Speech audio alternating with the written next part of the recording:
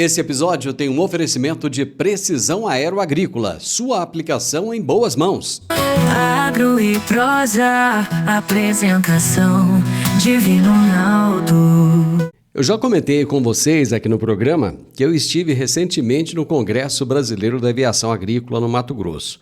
E lá eu conversei com o Brigadeiro Luiz Ricardo, que é diretor da ANAC, Agência Nacional de Aviação Civil. E eu vou compartilhar com vocês agora essa nossa prosa. Continuamos aqui no maior congresso da aviação agrícola do Brasil, em Santo Antônio do Levegé. E eu estou ao lado do Brigadeiro Luiz Ricardo, que é diretor da ANAC.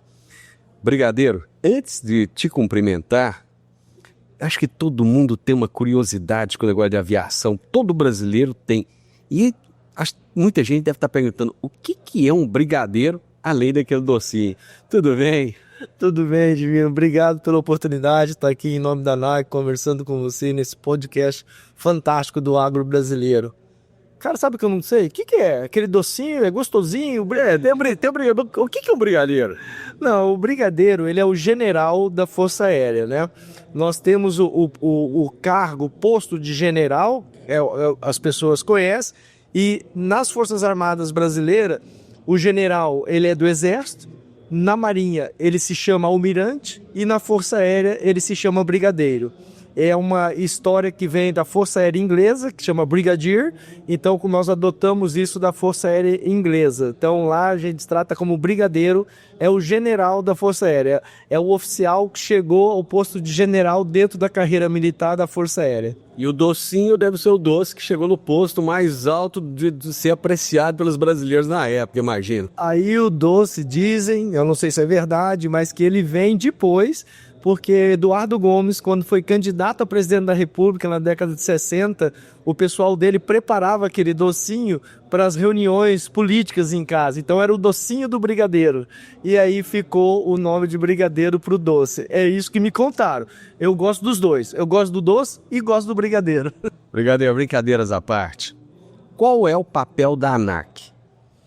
Basicamente, nós temos a missão nossa é cuidar da segurança e da eficiência da aviação no Brasil. Mas eu resumo assim a ANAC em 3 grandes verbos.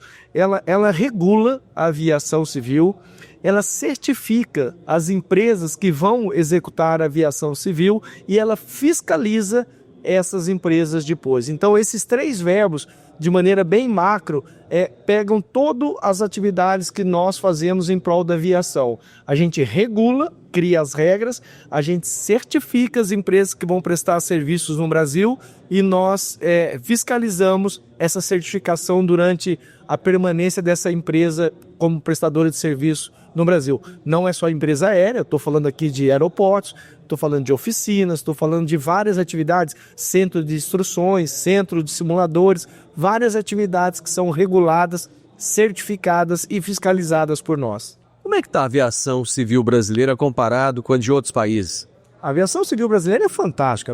Nós temos uma pujança imensa. Nós temos aqui, extensão territorial, onde a aviação é super importante para a integração, para levar a indústria, para levar o desenvolvimento para o interior. Nós temos a segunda maior frota de aviação agrícola, já que nós estamos na aviação agrícola, nós estamos falando da segunda maior aviação agrícola do mundo e logo passaremos a primeira, que é os Estados Unidos, se os números continuarem nesse crescimento. Nós temos o segundo maior número de aeródromos do mundo também. Nós temos um dos maiores tráfegos aéreos do mundo. Nós temos uma característica ímpar, que é o tráfego aéreo civil-militar integrado no mesmo sistema. É uma questão brasileira de eficiência mundialmente reconhecida. Então, eu estou muito feliz com a aviação. Claro que existem grandes desafios na aviação brasileira, não temos dúvida disso, não podemos esconder nossos problemas, mas eu sou muito mais otimista com o desenvolvimento da aviação do que outra coisa. Eu não sei se a aviação comercial está ligada à ANAC também, se tem, mas parecem tão pouco voo no Brasil, tão pouca empresa competindo. O brasileiro gostaria tanto de voar mais, e voar no Brasil é um negócio caro. É caro se a gente comparar a renda média. Se a gente pegar, nós temos esses dados estatísticos que são públicos, se a gente pegar a tarifa média nos últimos anos, ela caiu em valores corrigidos, em valores reais. De real ela caiu. Ela já foi mais de R$ 1.500 e o último mês ela chegou em torno de R$ 600 a tarifa média. Qual que é o problema nosso? Nós temos uma dificuldade em aumentar a competitividade interna. E aí vem por várias razões, né? O famoso custo Brasil, as questões principalmente voltadas à judicialização, aqui no Brasil é bastante complexo, tem outros assuntos menores, mas isso no entendimento nosso afugenta os novos entrantes para cá. Eu julgo que o Brasil é um mercado maravilhoso, é um mercado, nós estamos falando, né, de 200 milhões de habitantes, 220 milhões, o último ano nós transportamos 119 milhões, ou seja, quase a metade, a viagem per capita, cada brasileiro voa meia vez por ano. Isso é muito triste para a gente ver, principalmente quando a gente olha que desses 119 milhões, só 30 milhões de CPFs. Ou seja, muitas vezes, muita gente repete o voo, mas tem muita gente que não voa. Mas eu acho que isso é um grande desafio para nós. Não a ANAC, mas todo o setor, todo o Brasil como um todo, empresas, aeroportos, indústria, governo, congresso, sociedade, a gente realmente democratizar a aviação. A aviação é realmente... Muitas vezes as passagens são proibitivas para o nível de renda que nós temos no país. Se a gente compara nossas tarifas, por exemplo, com outros países, ela não é tão cara assim. Mas claro que quando a gente traz a renda per capita, ela fica difícil para algumas coisas. Mas é importante sempre falar, os números mostram que essa tarifa média caiu. Obviamente, isso não acontece quando a gente vai comprar uma passagem de última hora. Se a gente precisa, aí realmente os preços ficam exorbitantes. Para a gente, sabe que, de novo, comparando com a renda média do brasileiro, ele não consegue voar de última hora. A gente tem muita dificuldade para isso. Nós precisamos trabalhar nisso. E é um compromisso da agência fazer o que nos cabe. E o que nos cabe pela lei da ANAC é trabalhar na melhor forma de baratear o custo. A lei brasileira permite liberdade tarifária. Então, muita gente fala, mas por que a ANAC não põe um teto? A lei não permite. Isso é livre mercado, a gente sabe. A gasolina é assim, a carne é assim, o agro é assim, né? O quilo do arroz. A gente sabe que muitas vezes essas coisas aumentam e impactam na vida do brasileiro, mas é um mercado. O que nós precisamos trabalhar a nível Brasil é aquilo que você falou, que tragam mais competitividade para o nosso país. E aí temos alguns desafios a serem ultrapassados. Brigadeiro, a aviação agrícola ela é extremamente criticada por uma boa parte da população. E já ouvi muito do SINDAG falar, olha, a aviação agrícola lá é segura, o que ela proporciona para a sociedade é muito importante, mas eu não ouvi isso da ANAC ainda. Então eu gostaria agora, nesse momento, de saber da ANAC. É relevante a aviação agrícola? É importante a aviação agrícola? O que ela faz, o que ela traz de benefício é muito grande, porque a população precisa de alimento. E a gente sabe que produzir alimento hoje não é fácil. Nós temos uma série de problemas climáticos, problemas com doenças, enfim, uma série de coisas. O produtor rural fala disso todo dia, né? A visão que a ANAC tem da aviação agrícola, qual é? Olha, eu não vou entrar na parte que não me cabe, né? A parte da alimentação, eu não sou especialista para falar o quão importante é isso, mas sem dúvida nenhuma eu posso falar da aviação. E volto a te dizer, a aviação agrícola é super importante para o Brasil. A indústria aeronáutica é importante para o Brasil. A aviação agrícola, independente, né, de que se fala, algumas pessoas falam exatamente, eu tenho nítida certeza que no ponto de vista da aviação, ela tem um lugar tremendo entre nós. Eu falei há pouco, nós somos a segunda maior frota do mundo. Hoje, a maior fábrica de avião no mundo produz 80% da frota dela vem para o país. Está aqui no Congresso com a gente, os aviões estão aí, amanhã eu vou encontrar o CEO dessa empresa mundial que está no Brasil para tratar desse assunto. A aviação agrícola, ela leva oficinas para o interior, ela necessita de mecânicos, ela desenvolve os pilotos. A habilidade técnica de um piloto agrícola é muito desenvolvida e a própria aviação em outros setores bebem dessa fonte. Então, eu não consigo imaginar o Brasil sem uma aviação agrícola, de jeito nenhum. E ela, para a gente, para a ANAC, é muito importante. Nós temos um RBAC, um Regulamento Brasileiro de Aviação Civil, exclusivo para a aviação agrícola. Nós estamos aqui nesse congresso hoje com 6 servidores que ficarão aqui o tempo todo tratando de temas da aviação agrícola, principalmente o que nos cabe, que é a segurança da aviação agrícola. A gente tornar mais eficiente essa operação, de novo, tentando baratear o que for possível. Nós fizemos uma mudança recente, num daqueles verbos que eu falei da regulação, nós mudamos o regulamento da aviação agrícola, tentando baratear o custo dessa operação, que a gente consiga fomentar essa aviação. Então eu, como diretor da ANAC, eu não tenho dúvida alguma da importância da aviação agrícola para o Brasil. Eu vou fazer um intervalo comercial, já eu volto, continuando a minha conversa com o Brigadeiro Luiz Ricardo. Alta tecnologia, eficiência e produtividade no campo. Com a precisão aeroagrícola, você tem maior uniformidade na aplicação, sem amassar plantas e sem compactar o solo. Tudo isso com menor impacto ambiental e uma equipe comprometida com ética, respeito, inovação e resultados. Certificação em aplicação aeroagrícola sustentável, base em Catalão e pontos de apoio em Goiás, Minas Gerais e São Paulo. Precisão Aeroagrícola, sua aplicação em boas mãos. Acesse www.precisaoaeroagricola.com.br. O Brasil realizou agora recentemente, através do SINDAG, Sindicato Nacional das Empresas de Aviação Agrícola, o maior congresso mundial da aviação agrícola. E lá estava a ANAC, que é a Agência Nacional da Aviação Civil. E eu conversei com o Brigadeiro Luiz Ricardo e estou compartilhando com vocês essa nossa prosa. Brigadeiro, a impressão que dá às vezes é que as coisas acontecem muito mais rápido do que a legislação, por exemplo. E nós temos aí os drones que chegaram assim, não bateram na porta, não pediram licença não, chegaram já entrando de vez, né? Como é que está essa questão dos drones no Brasil? Porque fala-se que nós temos 30 mil drones no Brasil, mas esses números na ANAC parece que eles não são tão grandes. São? Esse número eu acho que é mais voltado para o agro, 30 mil drones de agro. Na ANAC, na ANAC nós temos o cadastro de cerca de 150 mil drones no Brasil, mas a gente acha que existe bem mais. Mas cadastrados na ANAC nós temos 150 mil.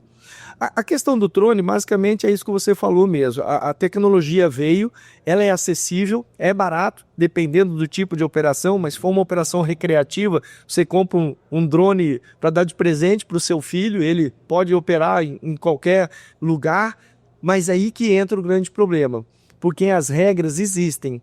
As regras, elas existem há muito tempo no nosso país, mas as pessoas também não conhecem a regra. De novo, um pai que vai para o exterior, traz um dronezinho na mão e dá de presente para o filho, na cabeça dele é aquilo que você falou, que não imagina que pode colocar em risco outra pessoa. Então, essa é uma questão bastante cultural. Hoje, para voar um drone no Brasil, você tem todas as regras necessárias. Podemos discutir se as regras são um pouco mais estritas, se elas são um pouco mais permissivas em alguns setores, mas elas existem. A questão é o desconhecimento dessa regra. E aí nós precisamos trabalhar com instituições que nem o SINDAG e o IBRAVAG, para a gente trazer para a cultura aeronáutica dessas pessoas que tem um drone fácil, que ele pode colocar a operação dele em risco um avião agrícola ou um avião comercial, se ele for operar o drone próximo a um aeroporto. Mas as regras, elas existem.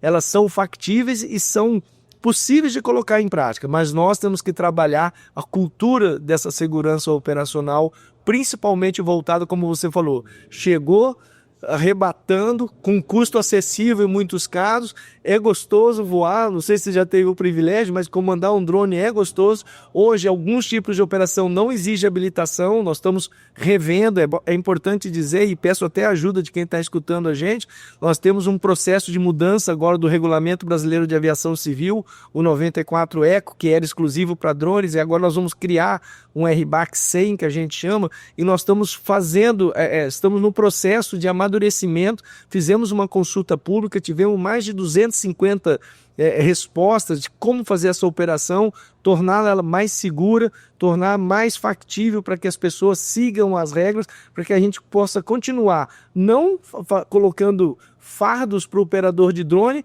mas ao mesmo tempo não colocando em risco a operação dos aviões e de outras aeronaves do espaço aéreo. Eu tenho 2 drones, eu adoro voar. Olha aí, ó. Eu adoro voar. Porém, quem vai comprar um drone da aviação agrícola, ele está comprando geralmente ou para fazer um trabalho na fazenda dele, ou para fazer um trabalho para terceiro, E é um investimento aí em torno de, pelo menos acima de 250 mil reais. Quer dizer, ele tem que ter conhecimento daquilo que ele está entrando.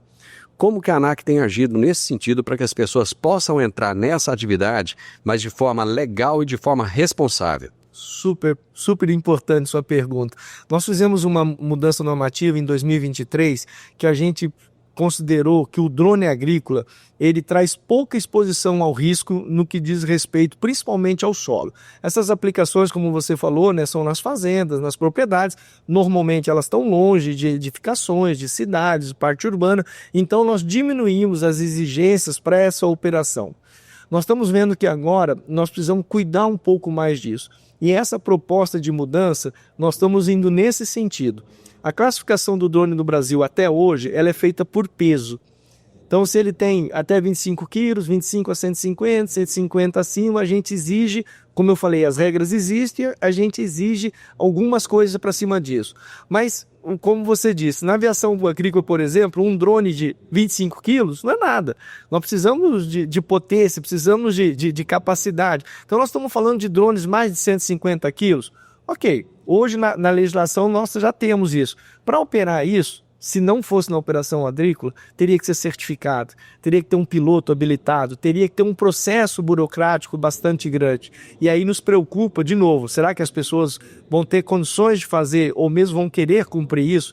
Então o que nós estamos mudando nesse novo regulamento que ainda não está pronto, mas o conceito nós vamos mudar de peso para o tipo de operação. Nós vamos ter o que nós estamos chamando de uma operação aberta, que talvez é seu drone lá de 1 quilo, 2 quilos, que você vai operar baixo, vai operar recreativamente, ou vai fazer imagem, alguma coisa desse tipo.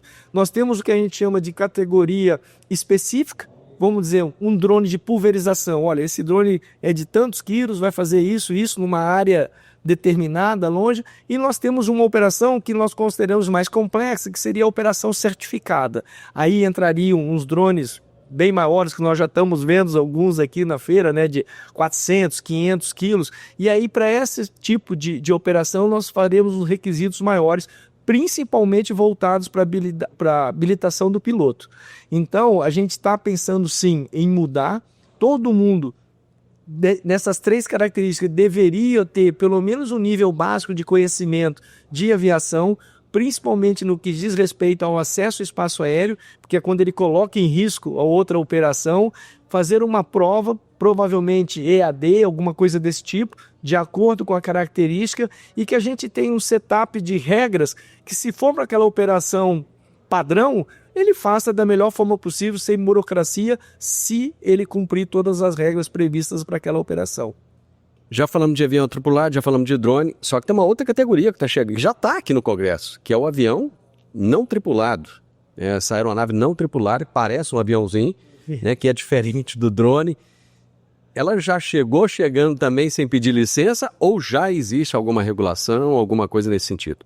Então, esse tipo de característica é aquilo que eu falei. Hoje, o regulamento diz que ele tem mais de 150 quilos. Então, para ele operar hoje, ele tem que ser certificado. Hoje, a regra é essa. Ele está num processo de certificação para que ele possa ser voado no Brasil. O nosso conceito para aquela operação certificada, que é para a mudança que a gente está pensando, é exatamente voltado para esse tipo de operação. É um tipo de drone, né? A gente chama de avião não tripulado, né? Um sistema de aviação não tripulado, que aí nós vamos ter exigências maiores do ponto de vista de regulação. Volto a dizer, principalmente voltado para o produto, para ver a qualidade da fabricação, que a gente chama no processo de certificação daquele produto, daquele avião, e também na licença do piloto para operá-lo. Como você falou, um avião não tripulado, já grande, né? Será que ele é o mesmo requisito que você que comprou o seu dronezinho, que você gosta de usar recreativamente? Com certeza não é. Ele vai precisar de um conhecimento um pouco maior. O nosso regulamento vem abarcar exatamente essa mudança. Brigadeiro, vamos torcer para que o Brasil possa continuar sendo essa potência da aviação. Mas antes tem um tema ainda que eu preciso tratar com o senhor. Como é que está a ANAC? Parece que deram uma cortada nas verbas lá. O dinheiro que está entrando é suficiente? Não, olha, todos nós sabemos, né? O dinheiro nunca é suficiente, nem em casa, né? Nem para mim, eu gostaria de ganhar mais do que eu ganho. Então, realmente, nós estamos com umas certas dificuldades, mas não é uma choradeira da ANAC, nós sabemos as dificuldades que o país passa, principalmente economicamente. O dinheiro, o orçamento da ANAC, o fato real, e isso é público, né? Saiu na imprensa, é um orçamento bastante aquém do que nós necessitamos. Se a gente traduzir o orçamento de 10 anos atrás, hoje o nosso orçamento chega de 29% do que foi há 10 anos atrás, e a aviação nesses 10 anos quase duplicou o número de passageiros transportados, duplicou o número de concessões, não havia concessões de aeroportos praticamente, ou seja, então o trabalho da ANAC aumentou muito. Nós precisamos ter isso olhado com bons olhos por todas as pessoas. Tem gente preocupada com isso, obviamente fora da ANAC, na ANAC todos estamos preocupados com isso, mas tem gente trabalhando para isso, para que a gente possa recompor esse orçamento de forma que realmente não impacte o serviço. Porque não é só a fiscalização, não é só a ANAC. Nós estamos falando de processo, por exemplo, de certificação de empresas. Se a gente não tiver recurso para ir para o interior, para certificar uma oficina de 145, uma oficina de 137, existe um problema de desenvolvimento da aviação nessas localidades. É uma coisa que é um dos desafios que nós temos para frente, mas eu tenho certeza que conversando, construindo, nós podemos ter um melhor resultado em termos de orçamento, sim. Eu tenho certeza que o trabalho na ANAC é perfeito, porque a quantidade de voos que nós temos no Brasil, e olha a quantidade de problemas, de acidentes, é mínimo, gente. Voar é extremamente seguro num país como o Brasil, que tem regulação, que tem regra. Isso é muito bom. Nós continuamos aqui em Santo Antônio do Levegé, no maior congresso da aviação agrícola do mundo. O podcast Agro e Prosa tem o objetivo de falar do agronegócio de forma fácil, simples e descomplicada. Diariamente conversamos com os maiores atores do agro e abordamos os mais diversos assuntos de interesse de produtores rurais, técnicos, pesquisadores, profissionais da área e simpatizantes do agronegócio. Se você gosta do nosso podcast, então você pode nos ajudar. É muito simples. Basta seguir-nos nas principais plataformas de streaming e também no YouTube. Se você deixar um gostei, compartilhar os episódios e deixar um comentário, já vai nos ajudar muito a dar relevância tanto ao podcast quanto ao canal. E o mais importante de tudo, nos siga para receber notificações de novos vídeos e episódios. Um grande abraço para você e até a nossa próxima prosa.